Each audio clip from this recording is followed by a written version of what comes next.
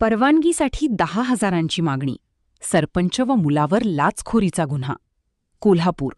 शिरोळ तालुक्यातील जैनापूर येथे ग्रामपंचायतीत व्यवसाय परवानगी देण्यासाठी 10,000 रुपयांची लाच मागणीचा धक्कादायक प्रकार समोर आला असून जैनापूरच्या सरपंचासह त्यांच्या मुलावर गुन्हा दाखल करण्यात आला आहे.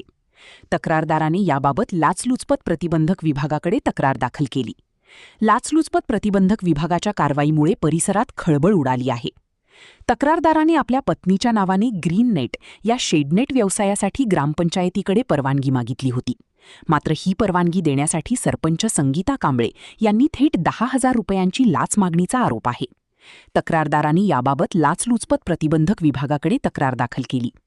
लाचलुचपत प्रतिबंधक विभागाने केलेल्या पडताळणीत सरपंच संगीता रमेश कांबळे वय 52, जैनापूर व त्यांचा मुलगा निकेत रमेश कांबळे वय 30 यांनी लाचेची मागणी केल्याचे स्पष्ट झाले. सुरुवातीला 10,000 रुपयांची मागणी करून 9,000वर तडजोड केल्याचे निष्पन्न झाले. यानंतर लाचलुचपत विभागाने सापळा रचला. मात्र पंचासमोर सरपंचांनी पैसे स्वीकारण्यास नकार देत काम पूर्ण झाल्यावरच पैसे घेऊ असा कांगावा केला. तरीही लाच मागणीचा पुरावा मिळाल्याने दोघांविरोधात जयसिंगपूर पोलीस ठाण्यात गुन्हा दाखल करण्यात आला आहे.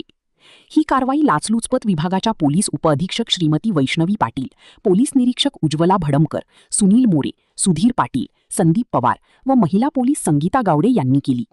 दरम्यान या घटनेमुळे ग्रामपंचायत प्रशासनावर प्रश्नचिन्ह निर्माण झाले असून नागरिकांमध्ये संतापाची लाट उसळली आहे.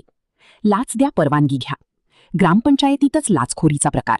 नागरिकांनी लाचलुचपत प्रकरणाबाबत तक्रार करण्यासाठी पुढे यावे असे आवाहन लाचलुचपत प्रतिबंधक विभागाने केले आहे.